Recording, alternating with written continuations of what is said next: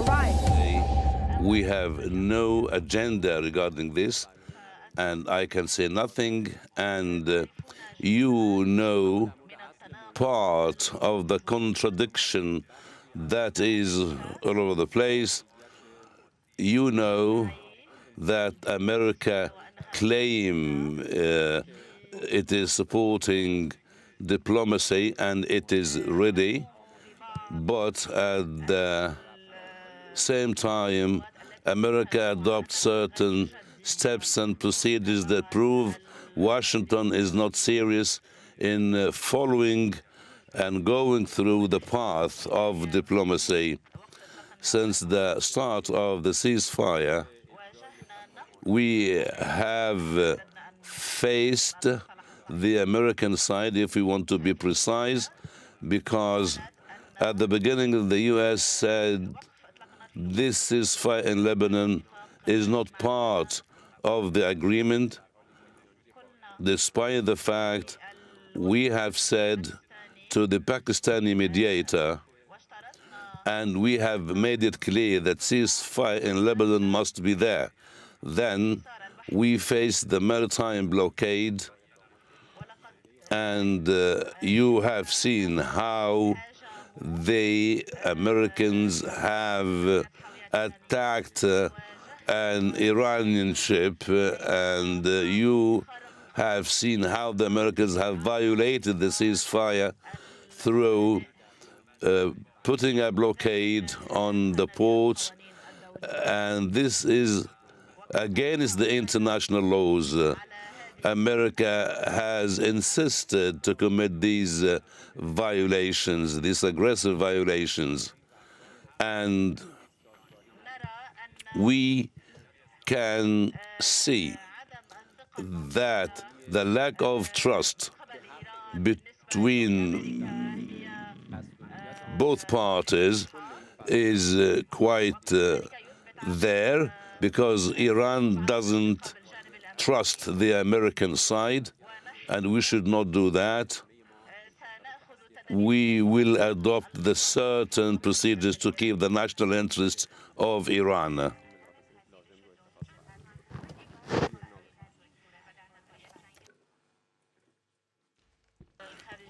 Is the Iranian Foreign Ministry seeing that America is keen to violate the ceasefire agreement? So do you think that this will lead to a new aggression against Iran? Do you think that the way adopted by America with the talks and negotiations is a sort of a stress, American stress towards this direction? And do you think the uranium enrichment will be there on the table? I will answer your first question, because I see that you must have asked one only question, but the first question of yours is related to our inability to repeat that experience or to forget the previous experience during the talks with America. America has violated the talks and negotiations twice, not only once. America has attacked Iran. America has killed our elderly and the sons and daughters of the Iranian people. America has attacked the infrastructure with severe damage, and Iran will follow up very seriously every way through diplomacy, and we will be very careful. We will be very careful regarding the tricks of the enemies. This is the job, and this is the job of the whole Iranian team, And I can tell you that, unfortunately, America is not learning its lessons from the previous experiences. And America is not following up the decisions that makes troubles for the U.S. America is repeating its troubles. America is not listening its lessons, and this will never lead to good results.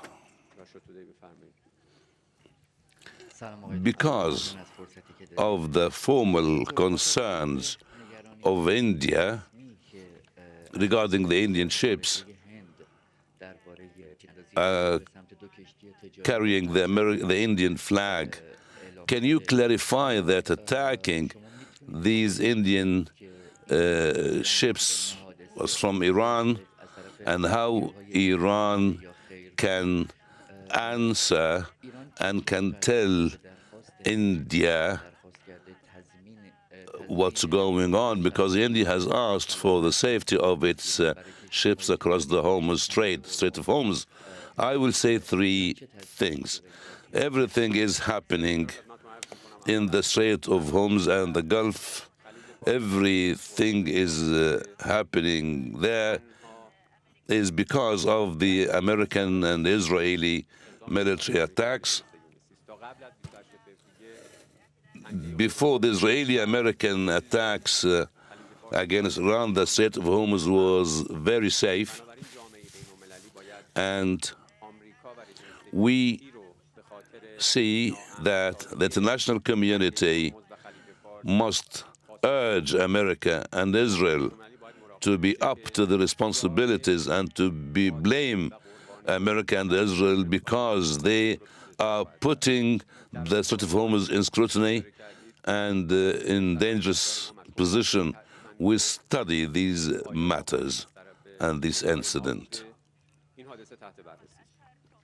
You have mentioned that till the moment the Islamic Republic of Iran has no program for a second round or a new round of talks. Is there any procedure to extend the ceasefire?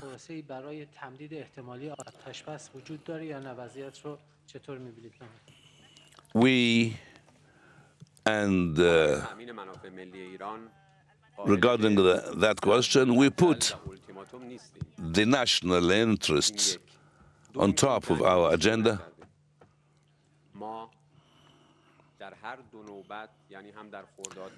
And we have replied, our armed forces have replied to defend the entity of Iran. We will continue defending our national interests. America and Israel,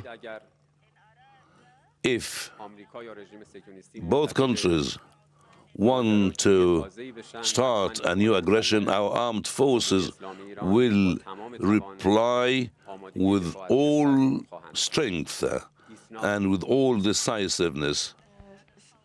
According to the National Security Committee, the Americans have put some proposals to Iran, and there are some news regarding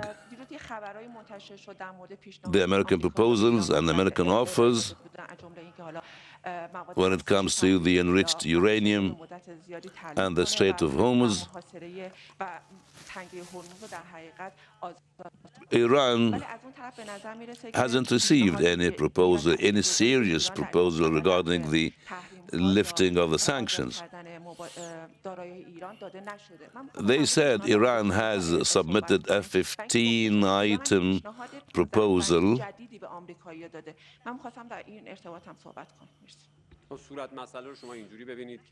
But we have submitted 10-item proposal,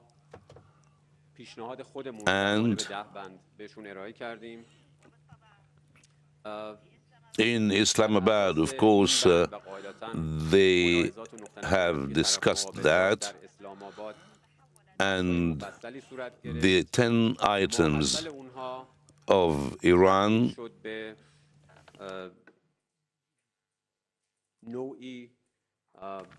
have been turned to certain proposals that are being submitted, and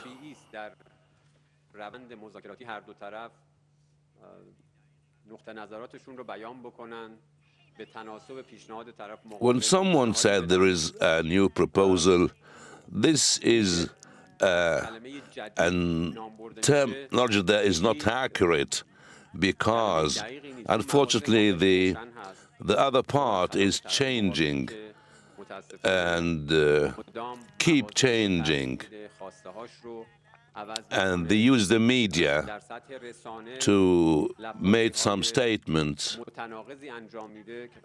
that are very contradictory, and we have one solid stance and position because we know what we need and we know what can we accept and what can we refuse. Some of the matters are not accepted at all by Iran.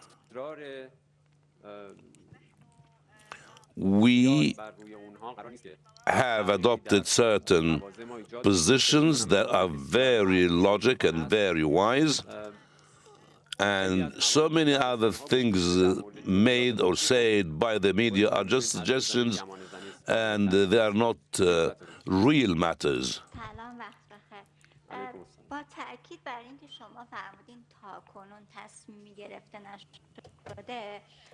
Some media outlets claim that the American delegation went to Pakistan, and my question regarding this matter is, can we see a new agreement in this regard? Because there are so many contradictions. Yes, of course. We have a certain position. We don't trust the American side. This is our position, because throughout long time, they have made so many wrong things that went against the core of diplomacy.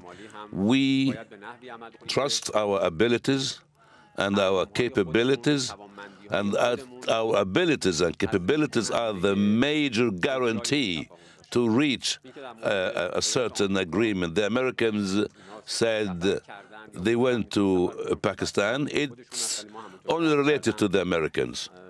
And on the contrary, there are some indications, numerous indications and indicators that say no seriousness at all from the American side to go further in the path of diplomacy. Question from Fars Agency.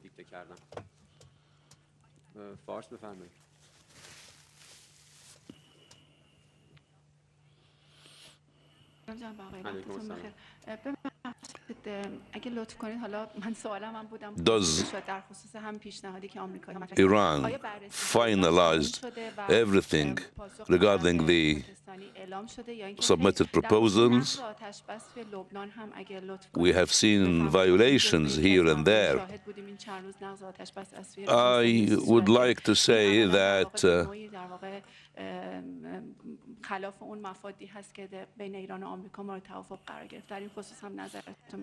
this is another example of what is being seen by the world continuously.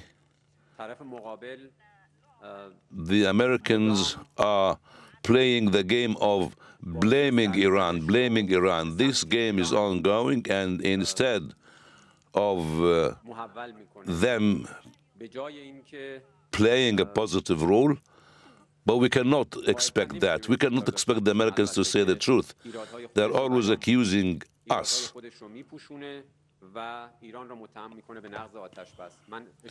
It is a part of the agreement related to the ceasefire in Lebanon. And during the recent few days, and despite it was decided to have a ceasefire on Monday, we have opened the Strait of Hormuz based on this matter,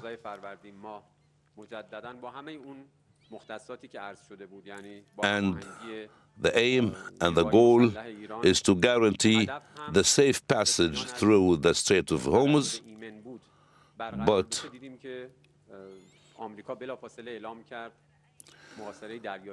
we saw some reactions regarding the agreement of ceasefire in Lebanon. We have seen some reactions that are not honest, and they are not respecting the promises. Seems that America is not serious at all.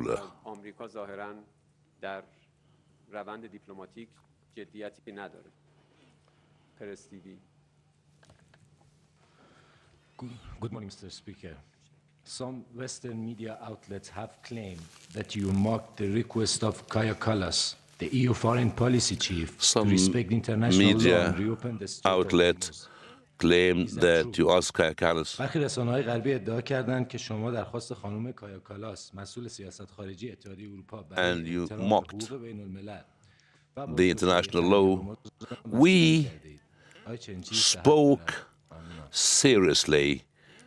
We spoke wisely and logically.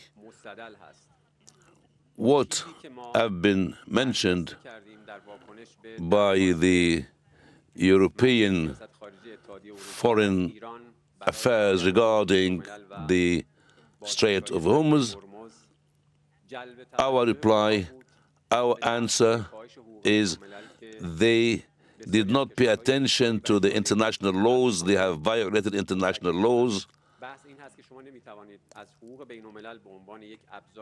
And we said that you just accuse other countries because this accusation will be for your benefit, despite any facts.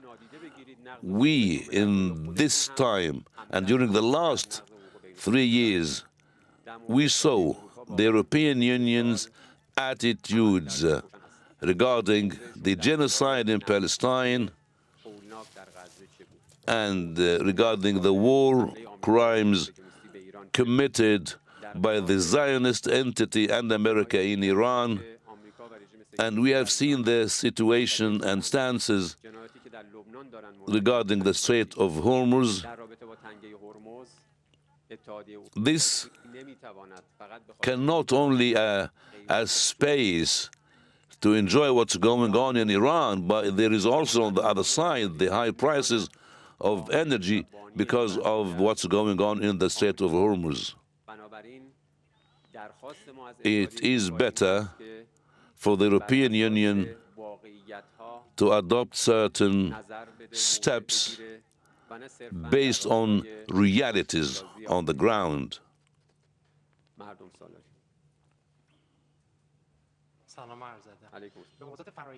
We have seen an increase in the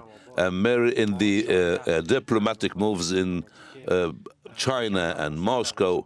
How can you evaluate these diplomatic moves when it comes to the relationship? Being members in the Security Council, they have spoke before, and the only guarantor for peace is the Iranian people. This is number one reality. All countries have certain responsibilities regarding what they have pledged to, and there are the human rights, and there are the permanent seats in the Security Council who have big responsibilities regarding Russia. and China and their responsible moves regarding the draft resolution that was completely against peace and reality. We thank Russia and we thank China for the move. We are on ongoing contact with China and Russia in this regard, and we believe that end of the day, everything must be for the sake of the international community. America and the Zionist entity are violating the international laws, and there are so many consequences that will follow. We need the international community to talk to them, and we need this to be seen in the Security Council, and all the international organizations and local organizations, regional organizations must have a role to play in this connection.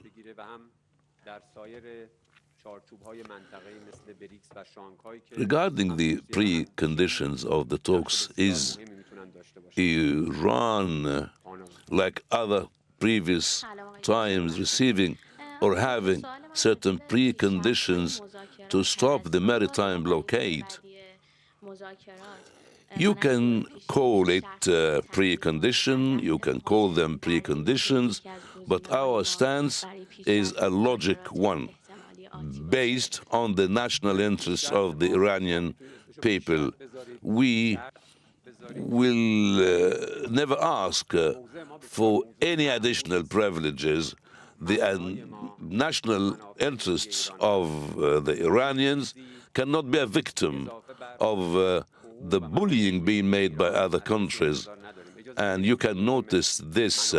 We are facing problems and we are facing criticism, but when there is a ceasefire, there must be a ceasefire.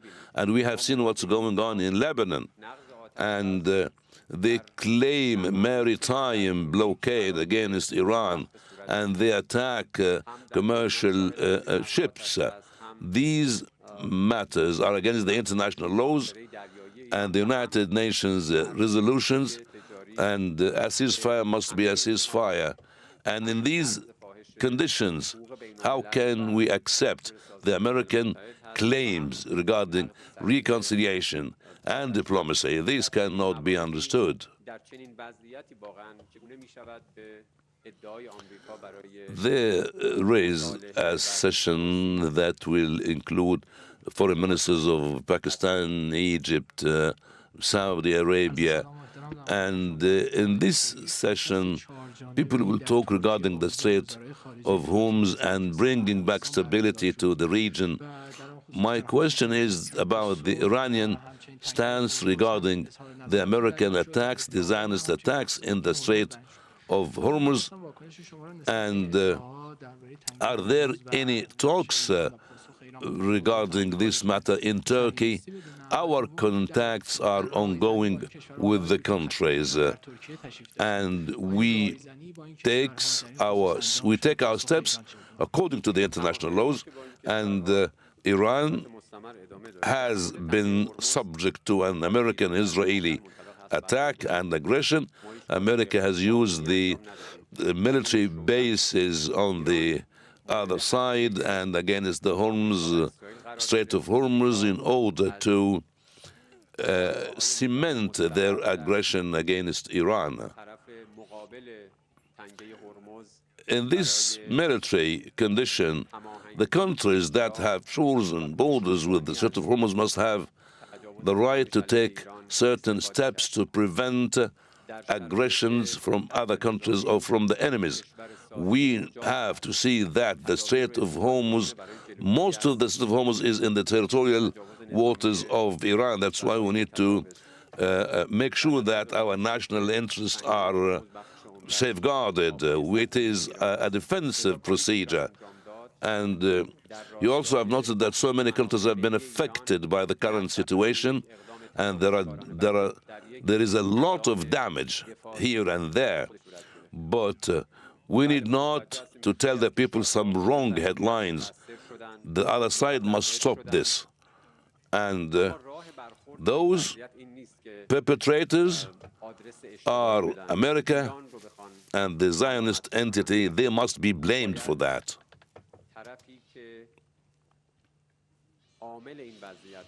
A question regarding the role of Pakistan, the mediation role of Pakistan in this matter, and Pakistan is facing Afghanistan. Is there a similar role being by Iran so as regarding this matter? Iran is a peaceful country. Iran always calls for peace, and we tend to have our region living in a peaceful mode and peaceful atmosphere. Also, the message of the leader of the Islamic Revolution has mentioned this conflict between Afghanistan and Pakistan, and has expressed Iran's readiness to play a role in this connection in order to bring peace and stability to the region, and calm must be brought back between both countries. We can do in this connection, we'll do it definitely, without hesitation.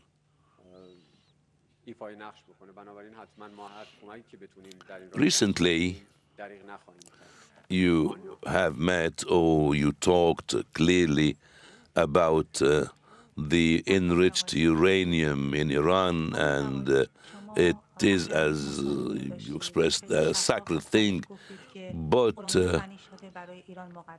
there are some countries that want the enriched Iranian uranium to be moved or removed, and the Russian initiative also is there on the table, in addition to some other news regarding some proposals from Pakistan and China. If you can tell us more about this and why you are keen to have the enriched uranium. In reality, I did not talk that way.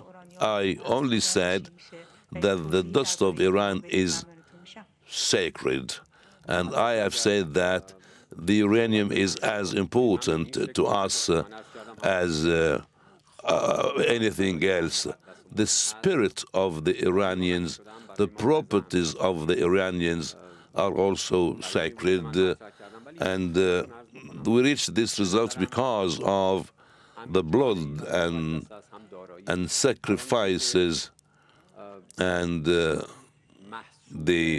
attacks against Iran. As we said, the Iranian people are sacred, and we have valued the Iranians very much, and we are all Iranians, and we need to work hard in this regard. Also, they spoke a lot about the nuclear program and the scientific achievement in this regard. The scientific achievement in this regard is an example of how ready is Iran to reach the top level of sciences. The enemies are not happy with that. The enemies have started 2 wars at least against us, in addition to blockade, described by them as fatal blockade against Iran. We need to achieve a lot of progress, and these matters are important for us. We need to exert more efforts, and throughout the last 40 days, the enemies have targeted certain things, including universities and scientific centers and research centers. This means that our enemy is against scientific development and welfare in Iran. They treat this like a problem.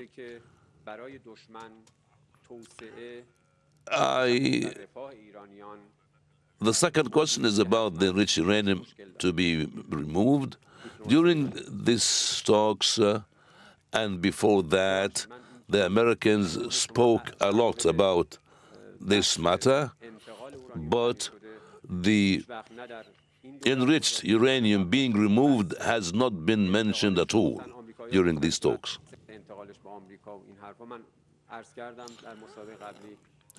For the time being, no one talks about an agreement or reaching peace.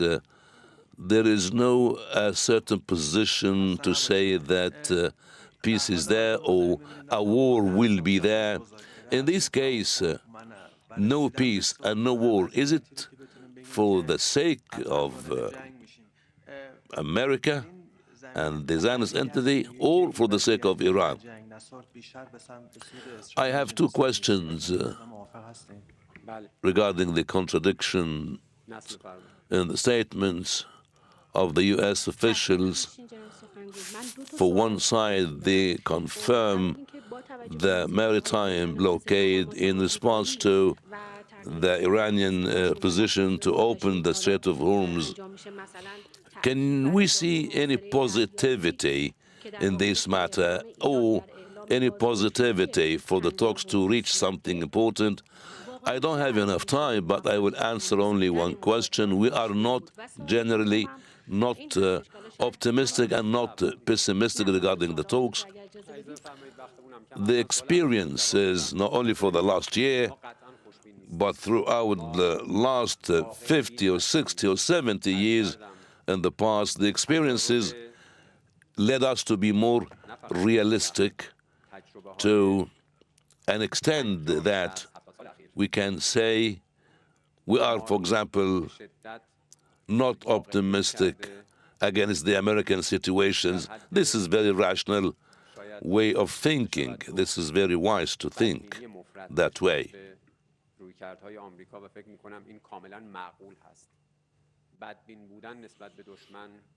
A question regarding the unbalanced attitude of the American president.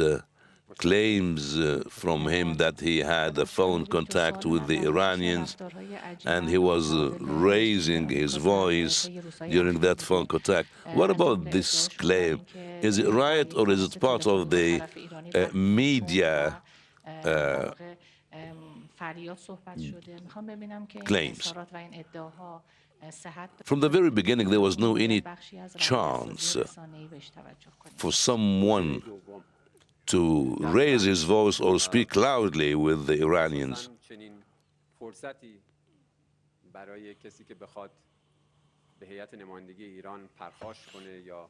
In these circumstances, what about the situation in the Strait of Hormuz that seems to be never back before, like before the war?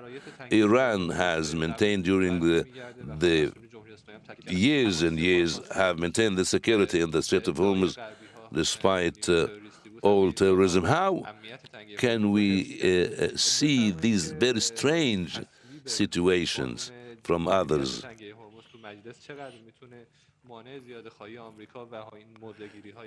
You are from an area that is close to the parliament, and you know undoubtedly that the regime in the country, in Iran, the Islamic Shura Council, the Supreme Security Council, all these authorities are doing their job for the sake of the people and for the sake of the Islamic Republic of Iran. Also, when it comes to some matters that you mentioned, coordination with the Iranian Foreign Ministry is ongoing, and we follow up matters within this connection.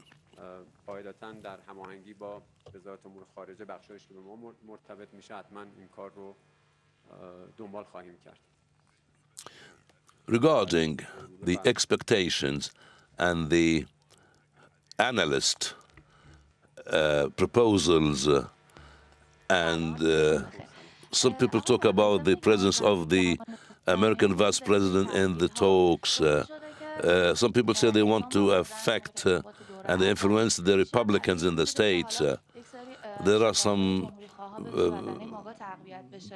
analysts saying that there is no concrete call for war, but if that is Iran's foreign ministry spokesperson saying there is no plan for a second round of negotiations with the United States for now. He also went on to say that the US has shown it's not serious about pursuing any diplomatic process after it's committed aggressive acts and violated the ceasefire a number of times.